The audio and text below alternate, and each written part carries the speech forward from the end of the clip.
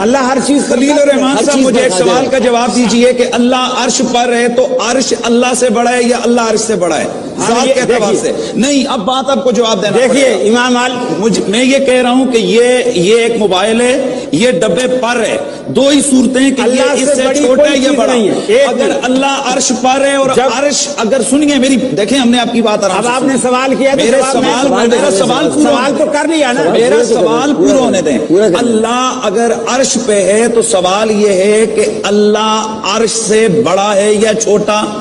اگر اللہ عرش سے چھوٹا ہے تو اکبر نہ ہوا، اور اگر اللہ عرش سے بڑا ہے تو جو آپ کہہ رہے ہو وہ پر نہ ہوا۔ ہمارا عقیدہ تو یہ اور ہونا چاہیے، اس پر امام اسحاق بن راہوے، امام بخاری، امام احمد بن حنبل سوال کے کل شیخ صاحب سے ایک سوال ہوا تھا تو اس کی ہم چاہتے ہیں کہ یہاں تمام بھائیوں کے سامنے وضاحت ہو جائے۔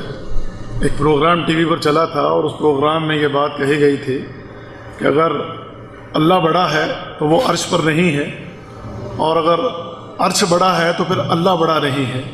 تو اس حوالے سے تھوڑی وضاحت فرما دیں۔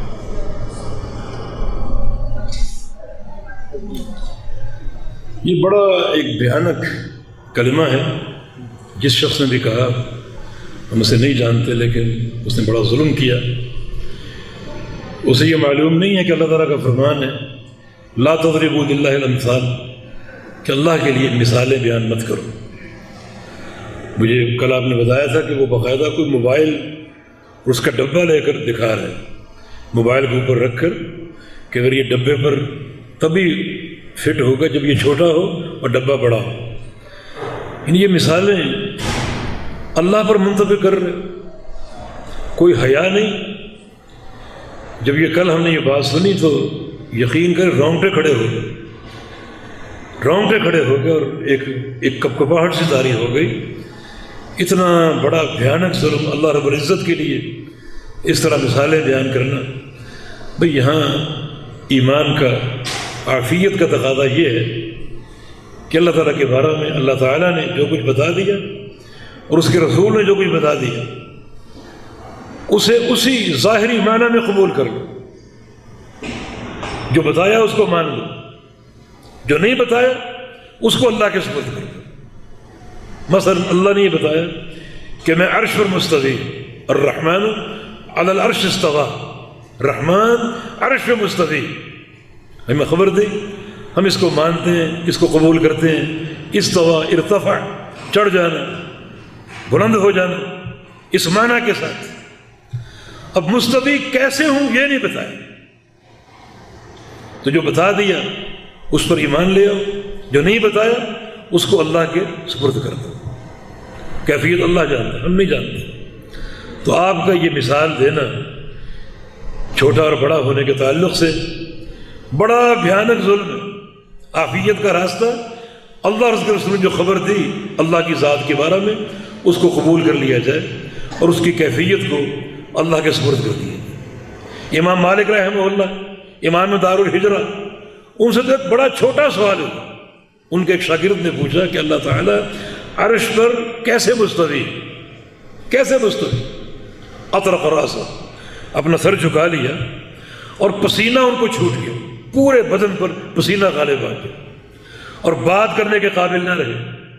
اور جب ہوش حواس کچھ درست ہوئے پھر آپ نے فرمایا الاستواء معلوم فالایمان به واجب والکیف مجہول والسؤال عنہ بدعۃ وما رأیت اسوأ منک قط۔ فرمایا کہ اللہ کا عرش مستوی ہونا معلوم ہے، ایک تو کتاب و سنت سے ثابت ہے، اور دوسرا جو اس کا معنی لغت عرب میں وہ معلوم ہے۔ ارتفع، اوپر چڑھ جانا، بلند ہو جانا، یہ معلوم ہے، لیکن کیفیت معلوم نہیں۔ جو چیز معلوم ہے اس پر ایمان لانا واجب ہے، جو چیز معلوم نہیں ہے وہ اللہ کے سپرد ہے، اس کا سوال کرنا بدعت ہے۔ یعنی کچھ جواب بدعت ہوتے ہیں مگر کچھ عقیدے کے معاملے ایسے ہیں کہ وہ سوال ہی بدعت ہے، وہ سوال ہی نہیں کرنا چاہیے۔ تو اس شخص کا یہ جو بھی ہے، اس کا یہ مثال دینا، یہ موبائل فون کے ذریعے یہ طریقہ ہی محدث اور بدعت ہے، پرلے درجے کی جہالت اور ایک ظلم عظیم۔ اللہ تعالیٰ کے لیے مثالیں بیان کرنا یہ کہاں کا انصاف؟ چنانچہ امام مالک نے فرمایا کہ کیفیت مجہول ہے، وہ اللہ کے سپرد ہے۔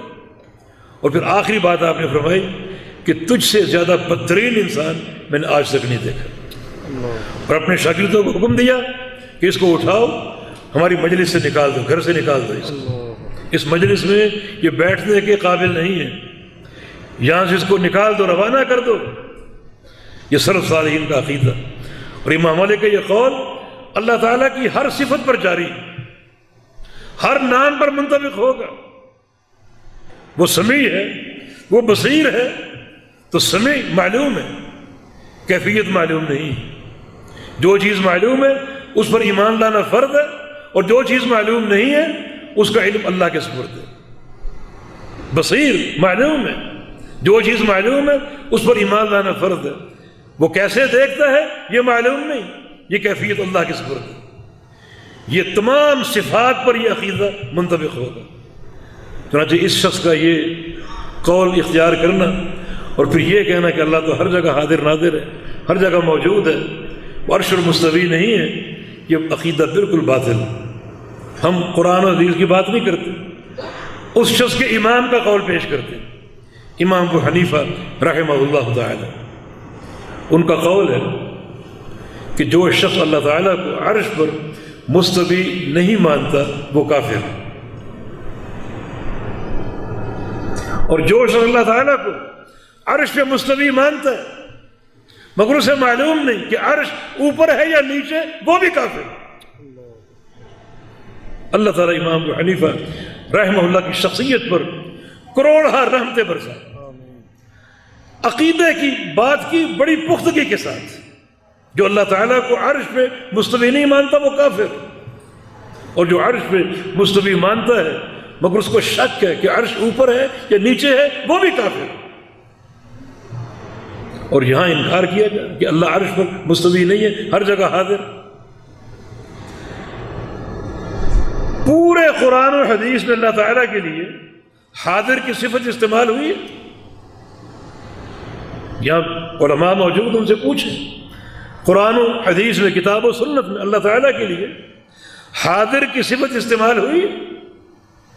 صفات ساری توقیفی ہیں، کوئی بندہ اپنی رائے سے اللہ تعالیٰ کی کسی صفت کا تعین نہیں کر سکتا، یہ توقیفی ہیں، ان کی معرفت اللہ کی خبر اور اس کے علم پر موقوف ہے۔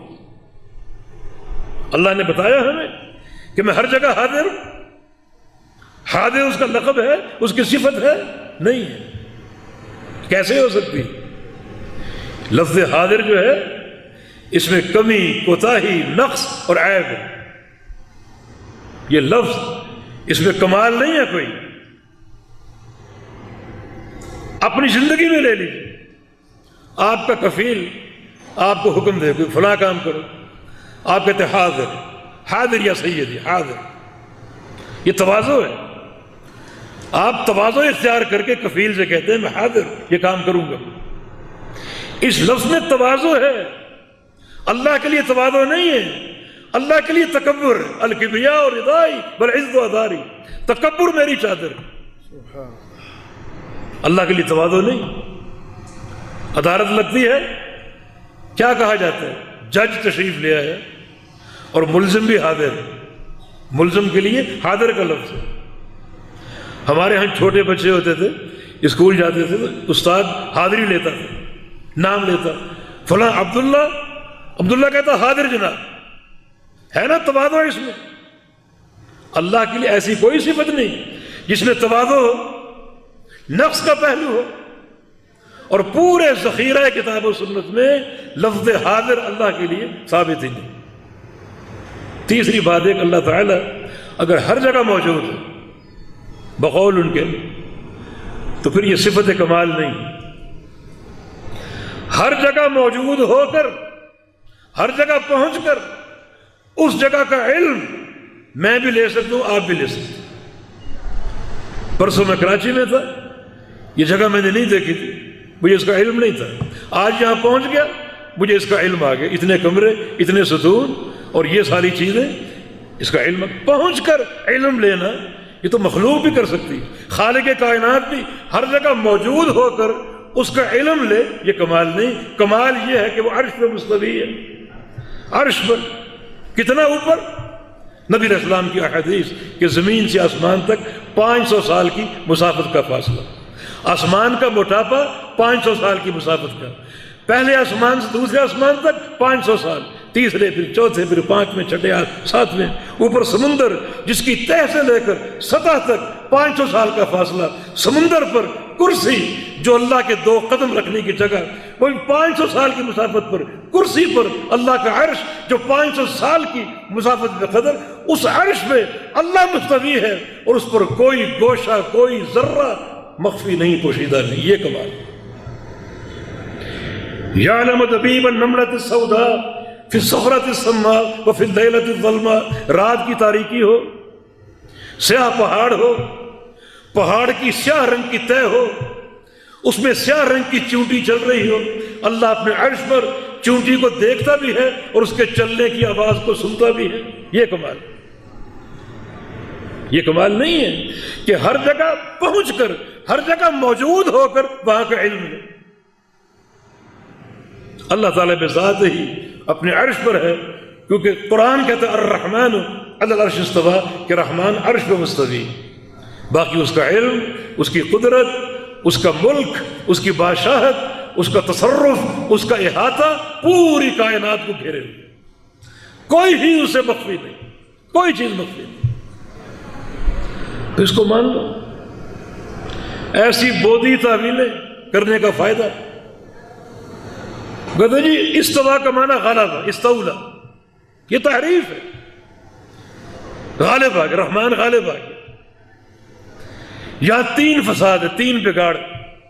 اگر اس کا معنی کرنے کا رحمان عرش پہ غالب آ گیا، پہلا بگاڑ یہ کہ پہلے غالب نہیں تھا، اب غالب آ گیا. دوسرا بگاڑ یہ کہ غالب آنا تب کہا جاتا ہے جب ایک چیز کے بارے میں کئی لوگوں کا جھگڑا ہو. میری کوشش ہو اس کو میں لے لوں، آپ کی کوشش ہو آپ لے لیں، پھر جو طاقتور ہوگا وہ اس کو لے لیتا ہے، مانا وہ غالب آ گیا. اس کا تو معنی یہ ہے کہ عرش پر غلبہ پانے کے لیے کئی ایک کے درمیان جھگڑا تھا، نعوذ باللہ کئی الہ ہوں گے، اللہ سب پر غالب آ گیا. یہ معنی بنتا ہے بھلا؟ اللہ کے شایان شان ہے.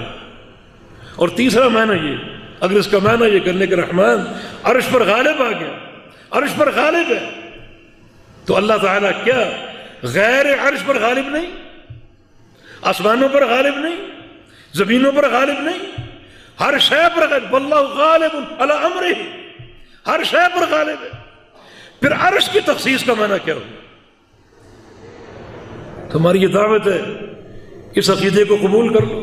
یہ قرآن نے بیان کیا، حدیث نے بیان کیا، اور امام ابو حنیفہ رحمہ اللہ نے بیان کیا کہ جو اللہ کے استواء العرش کو نہیں مانتا وہ کافر. اب یہاں کیا جواب دیتے ہیں؟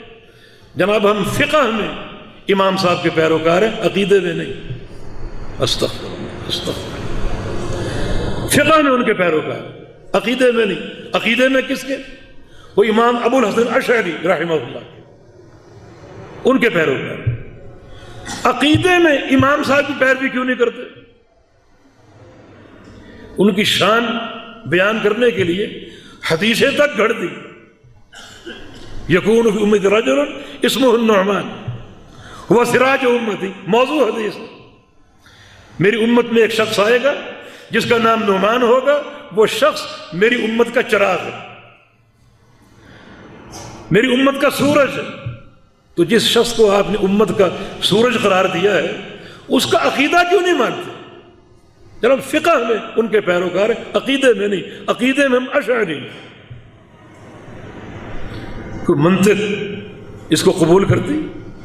عقل اس کو قبول کرتی؟ حالانکہ عقیدہ اساس ہے. عقیدے کی بہتری عمل کی قبول کی علامت ہے. اس کا معنی امام صاحب کا عقیدہ ٹھیک نہیں تھا، عمل میں ان کے پیروکار اور فقہ میں پیروکار، عقیدے میں نہیں. کیوں نہیں؟ معنی ان کا عقیدہ ٹھیک نہیں، نعوذ باللہ. تو امام صاحب کا قول جو اللہ تعالیٰ کے استواء علی العرش کو نہیں مانتا وہ کافر. امام اشعری رحمہ اللہ ان کا بھی عقیدہ نہیں تھا. ان کے عقیدے میں 3 دور آتے ہیں. ایک دور وہ تھا وہ خالصتاً معتزلی تھی، خالصتاً. پھر کچھ تحقیق کی کرتے کرتے پھر ایک تبدیلی آئی، آدھے معتزلی اور آدھے اہل سنہ میں سے، اور تحقیق کی، آگے بڑھتے رہے. تیسرا آخری دور یہ تھا، ان کی کتاب الابانہ جو زندگی کی آخری کتاب ہے، اس میں نے لکھا کہ انا علی مذہب احمد بن حنبل، میں عقیدے کے باب میں امام احمد بن حنبل کا پیروکار ہوں. اب پورا عقیدہ میرا وہی ہے جو امام احمد کا عقیدہ ہے، اور یہ اب تک جو کچھ ہم نے بیان کیا امام احمد کا عقیدہ. اللہ سے ڈر جاؤ. بڑی بھیانک بات کی گئی ہے، ٹی وی میں اگر آئی ہے، بڑی بھیانک بات ہے. اللہ سے ڈر جاؤ. اللہ کی مثالیں بیان نہ کرو، بلکہ ایک مومن کے سچے ایمان کا تقاضا یہ ہے کہ اللہ تعالیٰ کے بارے میں جو بھی نام ہیں، جو بھی صفات ہیں، جو بھی افعال ہیں، ان پر ایمان لے آؤ. جو کچھ بتا دیا گیا اس کو قبول کر لو، جو نہیں بتایا گیا اس کو اللہ کے سپرد کر دو، اس عقیدے کے ساتھ کہ اللہ تعالیٰ کی کسی صفت کی کیفیت ہم نہیں جانتے، لیکن جو بھی صفت ہے وہ کمال کی ہے، اس میں کوئی نقص نہیں ہے. واللہ تعالی ولی التوفیق. جزاکم اللہ خیر. میں شیخ محترم کا شکر گزار ہوں کہ شیخ صاحب نے ہمارے لیے وقت نکالا، یہاں تشریف لائے. میں اپنی طرف سے اور اپنی جالیات کی طرف سے اور اپنے تمام طالب علموں کی طرف سے اور جالیات میں موجود تمام جو حاضرین ہیں ان کی طرف سے شیخ محترم کا شکر گزار ہوں، اور آپ کے لیے دعا گو ہوں کہ اللہ تعالیٰ تا دیر آپ کا سایہ ہمارے سروں پر سلامت رکھے، تاکہ ہم آپ سے سیکھتے رہیں، سمجھتے رہیں، پڑھتے رہیں، اور یہ سیکھ کر پڑھ کے ہم آگے بھی یہ علم پہنچاتے رہیں. اللہ تعالیٰ یہ سلسلہ قائم اور دائم رکھے.